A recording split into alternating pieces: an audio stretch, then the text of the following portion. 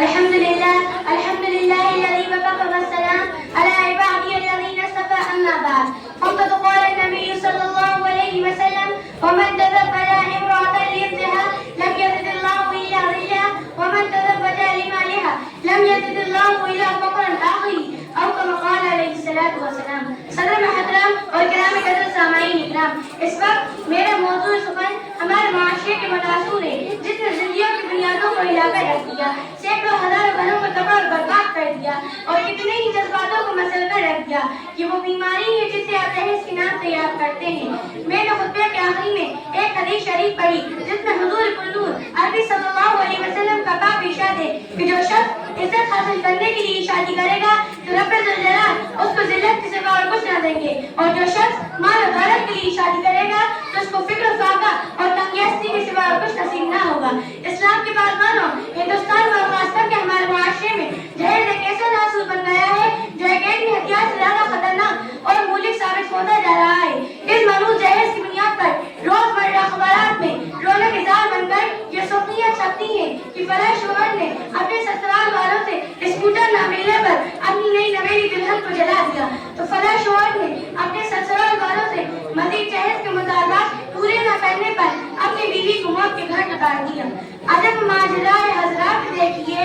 عجب ماجرا ہے حضرات دیکھیے، داماد مانگتا ہے خیرات دیکھیے۔ میرے پیارے دوستوں، اخبارات کی یہ سرخیاں صرف غیر قوموں میں ہی نظر آتی تھی، لیکن افسوس صدا افسوس رفتہ رفتہ یہ ہمارے اسلامی معاشرے کے اندر بھی یہ وبا پھیل ہوئی ہے کہ آج اخبارات کے اندر جہیز کے لیے بھیج دینے والی کہیں فاطمہ، کہیں رضیہ، کہیں شبنم، کہیں فرزانہ اسلام کے نام لیواؤں سے یہ کہہ رہی ہیں کہ کاش اسلامی معاشرے میں کتابوں اور باتوں کے بجائے عمل میں آ جائے۔ حضرات، عورت رب ذوالجلال کی جانب سے عطا پیدا وہ حسین تحفہ ہے جس نے انسانی زندگی کو رونائی بخشی، اسی کے دم سے نظاروں میں خوبصورتی پیدا ہوئی، اسی معصوم کلی حضرت آدم علیہ السلام کی زندگی سے خوف و وحشت کو دور کیا۔ لیکن ان تمام باتوں کے باوجود ظلم کی تاریخ شاہد ہے کہ اس دادپانی میں جتنے مظالم برپا ہوئے ہیں ان میں زیادہ صرف نازک پڑے ہوئے ہیں۔ اس بے رحم سماج نے عورت کو جس نظر سے دیکھا ہے وہ قابل مذمت ہے۔ ساری خیالات ایسے دردناک واقعوں سے بھری پڑی ہے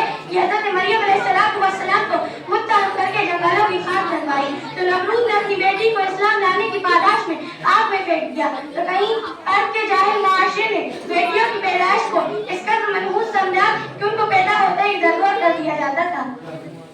سامعین اکرام، آج بھی ان دوشیزاؤں پر ظلم و ستم کے پہاڑ توڑے جا رہے ہیں، جبر و تشدد کی خاردار جھاڑیاں ان کی رخ میں آئی ہیں، آج بھی عورتوں کے ارمانوں کا خون کیا جا رہا ہے۔ غریب گھرانوں کی بیٹیوں پہ خدا کی بات اور کشادگی کے باوجود تنگ ہو رہی ہیں۔ پوری دنیا میں یہ بات روز روشن ہوتی ہے کہ جس گھر میں لڑکی جوانی کی دہلیز پہ قدم رکھتی ہے اسی دن سے والدین کی نیندیں حرام ہو جاتی ہیں، زندگی کا ہر عالم مساق کی طرح لگتا ہے۔ ایک طرف لڑکی کی اٹھتی ہوئی جوانی ہوتی ہے تو دوسری طرف دھرتے بیڑیوں کی اٹھتی ہوئی نگاہیں ہوتی ہیں، تو تیسری طرف پڑوسیوں کی چینی گوئیاں ہوتی ہیں۔ والدین اس گلاب کے پھول کو سچانے کے لیے جب کسی لڑکے کی تلاش کرتے ہیں تو جہیز کے مطالبات ان کے ارادوں کو وہیں سے مسل کر رکھ دیتے ہیں۔ ارے جہیز کے ٹھیکیداروں، کان کھول کر سنو ذرا دیکھو، سید الانبیاء تاجدار وطن احمد مصطفیٰ محمد صلی اللہ علیہ وسلم کی پیاری اور لاڈلی بیٹی حضرت فاطمہ رضی اللہ عنہا کا عقد مستون کے انداز سے ہوتا ہے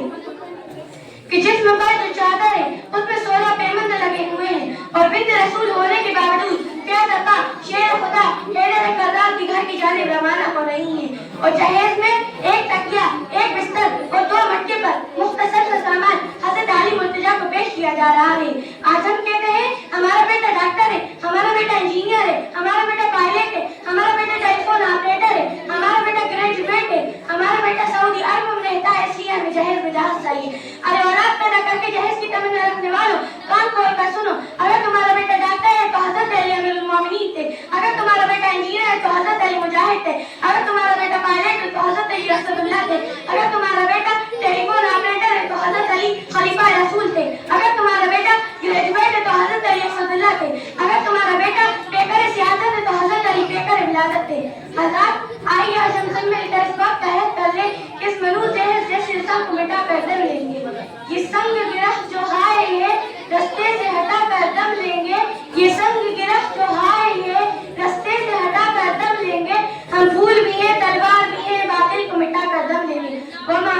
يبلغ. السلام عليكم ورحمة الله. وعلیکم